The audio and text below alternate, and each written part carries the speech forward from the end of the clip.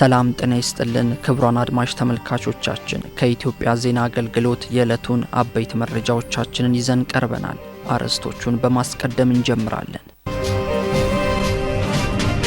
ህገወጡ የህወሓት ቡድን የሰላም ስምምነቱን በማፍረስ በትግራይ ክልል የሰብአዊ መብት ረገጣውን እያባባሰ መምጣቱን ፕሮፌሰር ክንደያ ገብረ ሕይወት ገለጹ። ኢትዮጵያ ለኢንቨስትመንት ለንግድና ለቀጠናዊ ደህንነት መረጋገጥ ቁልፍ ስትራቴጂካዊ ጠቀሜታ ያላት ሀገር መሆኗን አምባሳደሮች ተናገሩ። የኢትዮጵያ ሰብአዊ መብቶች ኮሚሽን በቀጣይ 5 ዓመታት የሚመራበትን ስትራቴጂክ እቅድ ይፋ አደረገ። የኢትዮጵያ ጉምሩክ ኮሚሽን በተጠናቀቀው የ2018 በጀት ዓመት 738.14 ቢሊዮን ብር ገቢ መሰብሰቡን ኮሚሽነር ዶክተር ደበሌ ቃበታ ገለጹ። የሚሉት የዕለቱ ዋና ዋና ዜናዎቻችን ናቸው። ዜናዎቹን በዝርዝር እንመለከታለን። ከዜናዎቹ ጋር ቃላብ ጽጌ ነኝ። አብራችሁን ቆዩ።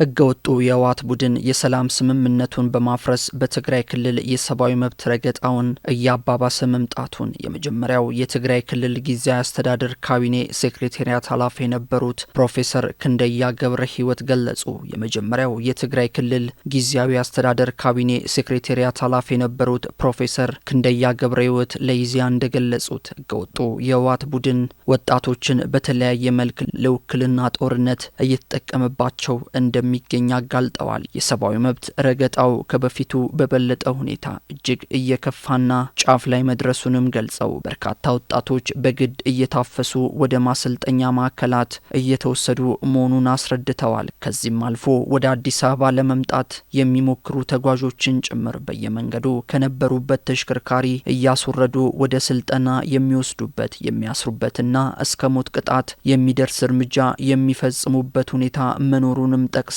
በዚህም ምክንያት በትግራይ ክልል ውስጥ መደበኛ የልማትና የዲሞክራሲ እንቅስቃሴ ጠፍቶ ህዝቡ ወደ ውጭ ሀገራት እንዲሰደድ እየተደረገ ነው ብለዋል። ይህ ህዝብን አሸብሮና አስገድዶ ወታደር የማድረግ ዓላማ ከሻዕቢያ የተኮረጀ የተማሩት ትምህርት ነው ያሉት ፕሮፌሰር ክንደያ በአሁኑ ወቅት ድርጊቱ በፍጥነትና በስፋት እየተተገበረ እንደሚገኝም ገልጸዋል። በትግራይ ህዝብ ዘንድ ስለ ሰላምና ዲሞክራሲ ሳይሆን ስለ ራሱ ህልውና ብቻ የሚጠይቅበት አስገዳጅ ሁኔታ መፈጠሩን ጠቁመዋል። ይህ በትግራይ ክልል ውስጥ ችግር እየፈጠረ ያለው ቡድን በአስቸኳይ ተጠያቂ የሚሆንበትን አሰራር ሊዘረጋ እንደሚገባም ፕሮፌሰሩ አሳስበዋል። መገናኛ ብዙሃን ሰላም እንዲመጣ በትግራይ ክልል ያለውን እውነተኛ ጥፋት ለህዝብ በማጋለጥ በቁርጠኝነት መስራትና መታገል ይኖርባቸዋል ሲሉም አስገንዝበዋል። ይህ በእንዲህ እንዳለ የቀድሞ የፌዴሬሽን ምክር ቤት አፈጉባኤና የስምረት ዲሞክራሲያዊ ፓርቲ የምክር ቤት አባል ወይዘሮ ኬራ ኢብራሂም እንደገለጹት ህገወጡ የህወሓት ቡድን ጽምዶ በሚል ስያሜ ከሻዕቢያ ከሱዳንና ከሀገር ውስጥ ጽንፈኛ ኃይሎች ጋር ጥምረት በመፍጠር ኢትዮጵያን እያተራመሰ ለመኖር አልሞ እየተንቀሳቀሰ መሆኑን አስታውቀዋል። ቡድኑ የፕሪቶሪያውን የሰላም ስምምነት እያጣቀሰ ለዳግም ጦርነት ጊዜ መግዣነት በመጠቀም የትግራይ እናቶችን እያስለቀሰ መሆኑን አስገንዝበዋል። ህገወጡ የህወሓት ቡድን ለትግራይ ህዝብ ትልቅ እፎይታን ይዞ የመጣውን የፕሪቶሪያውን የሰላም ስምምነት ለጊዜ መግዣነት እንደተጠቀመበት ተናግረዋል። በአሁኑ ወቅትም ህገወጡ የህወሓት ቡድን የትግራይ ክልል ተተኪ ትውልድን ሆን ብሎ በመዋቅራዊ አሰራር እያጠፋ መሆኑን ወይዘሮ ኬራ ኢብራሂም አስረድተዋል። በተለይም ራሱን ለዳግም ጦርነት በማዘጋጀት ህጻናትን ከእናታቸው ጉያ በመንጠቅ የትግራይ እናቶችን የደም እንባ እያስለቀሰ እንደሚገኝ አስታውቀዋል። ቡድኑም ከሀገር ውስጥና ከውጭ የጠላት ኃይሎች ጋር ያልተቀደሰ ጋብቻ በመፍጠር የትግራይ ክልልን ህዝብ ለዳግም ጉስቁልና ለማመቻቸት ጥረት እያደረገ መሆኑን አንስተዋል። በወርቅና በከበሩ ማዕድናት ላይ ከሻዕቢያ ጋር ከሚፈጽመው ምዝበራ ባሻገርም የትግራይ ወጣቶችን ለሱዳን ጦርነት በመሸጥ የውጭ ምንዛሪ ገቢን የጦር መሳሪያ መግዣ እያደረገ መሆኑን አጋልጠዋል። በተጨማሪም በፍጹም ጭካኔ ህጻናትን ከእናት ጉያ በመንጠቅና ወደ ጦር ካምፕ በማጋዝ በሀገር ውስጥና በዓለም አቀፍ የህግ ድንጋጌ የሚያስጠይቅ ሰብአዊ ግፍ እየፈጸመ መሆኑንም ገልጸዋል። ኢትዮጵያውያን በሀገር ውስጥና በውጭ ሀገራት የሚኖሩ የትግራይ ተወላጆች፣ የሃይማኖት አባቶች፣ የሀገር ሽማግሌዎች፣ የዓለም አቀፍ ተቋማትና ሀገራት የቡድኑን እኩይ ሴራ ሊታገሉ እንደሚገባም ተናግረዋል። ኢትዮጵያ ለኢንቨስትመንት ለንግድና ለቀጠናዊ ደህንነት መረጋገጥ ቁልፍ ስትራቴጂካዊ ጠቀሜታ ያላት ሀገር መሆኗን የተለያዩ ሀገር አምባሳደሮች ተናገሩ። ከኢትዮጵያ ጋር ያላቸውን የሁለትዮሽ አጋርነት ለማጠናከር ፍላጎት እንዳላቸው አምባሳደሮቹ አንስተዋል። ከኢትዮጵያ ዜና አገልግሎት ጋር ቆይታ ያደረጉት በኢትዮጵያ የሮማኒያ አምባሳደር ጁሊያ ፓታኪ እንደገለጹት ኢትዮጵያ በቀጠናው ኢኮኖሚያዊ ውህደት እንዲሳለጥ እንዲሁም ሰላምና ደህንነት እንዲጠበቅ እየተጫወተች ያለው ሚና የሚደነቅ ነው ብለዋል። ኢትዮጵያ በአፍሪካ ፈጣን እድገት እያስመዘገቡ ካሉ ሀገራት ግንባር ቀደም መሆኗን የጠቀሱት አምባሳደሯ ነጻ ንግድና የገበያ ትስስር በአህጉሪቱ ያለውን የኢኮኖሚ ልማት ለማፋጠን አስፈላጊ መሆኑን አመላክተዋል። አዲስ አበባ የአፍሪካ ህብረት መቀመጫ መሆኗና ታሪካዊ ሚናዋ ኢትዮጵያን ለዲፕሎማሲና የአፍሪካን ተግዳሮቶች ለመፍታት በሚደረገው የጋራ ጥረቶች ተመራጭ አገር እንዳደረጋት አብራርተዋል። በኢትዮጵያ የኦማን ሚስዮን መሪ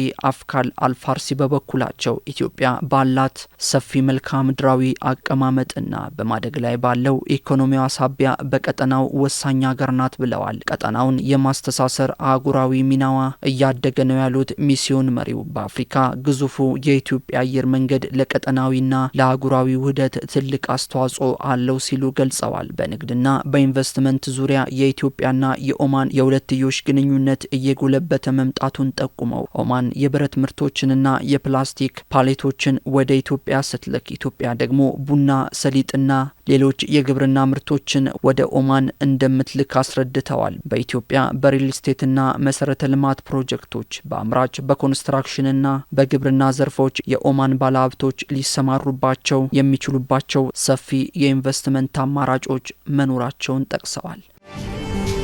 የኢትዮጵያ ሰብአዊ መብቶች ኮሚሽን በቀጣይ 5 ዓመታት የሚመራበትን ስትራቴጂክ እቅድ ባለድርሻ አካላት በተገኙበት በዛሬው ዕለት ይፋ አድርጓል። የኢትዮጵያ ሰብአዊ መብቶች ኮሚሽን ዋና ኮሚሽነር ብርሃኑ አዴሎ በዚህ ወቅት እንደገለጹት ኮሚሽኑ በአዋጅ የተሰጠውን ሰብአዊ መብቶችን የማስጠበቅ የማስፋፋትና የመከታተል ስልጣንና ኃላፊነት በተሟላ ሁኔታ ለመወጣት እየሰራ መሆኑን ገልጸዋል። በመሆኑም ባለፉት 5 ዓመታት በአገር አቀፍ ደረጃ ሰብአዊ መብቶች የተጠበቁ የተከበሩና የተሟሉ እንዲሆኑ ለማድረግ ባከናወናቸው ተግባራት አበረታች ውጤቶች መመዝገባቸውን በተደረገ ግምገማ ማረጋገጥ መቻሉን ተናግረዋል። ኮሚሽኑ ከዚህ በፊት ይመራበት የነበረው ስትራቴጂክ እቅድ የትግበራ ጊዜ መጠናቀቁን ተከትሎ አዲሱ ስትራቴጂክ እቅድ ይፋ መደረጉንም አብራርተዋል። ይህ ስትራቴጂክ እቅድ በርካታ አዳዲስ የለውጥ ሀሳቦችን እንዳካተተ በመጠቆም ከዚህ በፊት ከነበረው በበለጠ ሁኔታ የሚወጡ ህጎችና ፖሊሲዎች ሰብአዊ መብቶችን ያከበሩና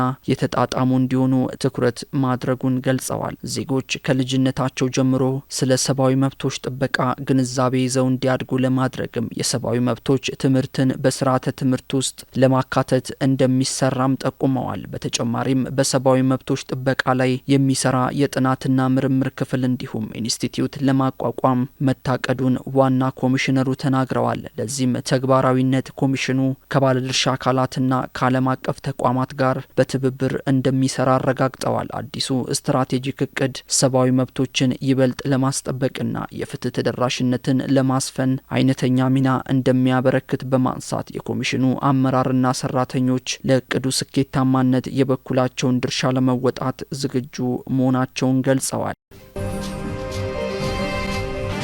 የኢትዮጵያ ጉምሩክ ኮሚሽን በተጠናቀቀው የ2018 በጀት ዓመት 738.14 ቢሊዮን ብር ገቢ መሰብሰቡን ኮሚሽነር ዶክተር ደበሌ ቃበታ ገለጹ። ኮሚሽነር ዶክተር ደበሌ ቃበታ ተቋማቸው የተጠናቀቀውን የ2018 በጀት ዓመት እቅድ አፈጻጸም ክንውንን በተመለከተ ለመገናኛ ብዙሃን መግለጫ ሰጥተዋል። በበጀት ዓመቱ 725.27 ቢሊዮን ብር ለማግኘት አቅዶ የተለያዩ ተግባራትን ሲያከናውን የቆየው ኮሚሽኑ በውጤታማ ስራዎቹም 738.14 ቢሊዮን ብር ገቢ መሰብሰብ መቻሉን ኮሚሽነሩ ገልጸዋል። ሀገሪቱ ከቀረጥና ታክስ ተገቢውን ገቢ እንድታገኝ በማድረግ የኮንትሮባንድ እንቅስቃሴን በመከላከልና በመቆጣጠር እንዲሁም የውጭ ንግድ እንዲሳለጥ የሚጠበቅበትን ሚና መወጣቱንም ጠቁመዋል። የተሰበሰበው ገቢ ከወጪ ንግድ፣ ቀረጥና ታክስ እንዲሁም ከሌሎች ኮሚሽኑ ካከናወናቸው ተግባራት የተገኘ መሆኑን አብራርተዋል። የመንግስት የፖሊሲ አቅጣጫዎች ለዘርፉ